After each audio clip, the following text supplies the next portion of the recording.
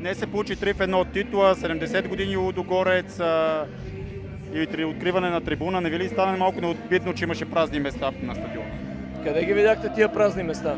Значи единствените празни места бяха в трибуна Моци на първите няколко реда, където момчета бяха отишли в гидката при входовете.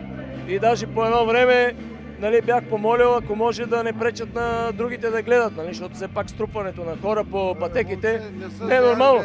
Така че ти говориш някакви глупости. Нещо, ако искаш да ходим да прегледаме филматериалите, или си олигофрен, или не знам.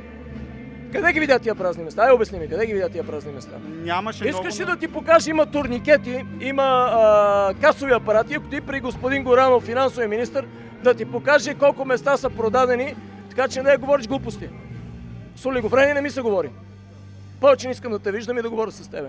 Аз говоря с нормални журналисти, хора, които могат да мислят. Ти видя ли по пътеките колко хора имаше? Видя ли колко правостоящи има? Знаеш, че сме продали правостоящи билети. И какви глупости говориш тогава? Трябва да се радва. Изчезвай. С олигофрени не искам да говоря. Да се радва.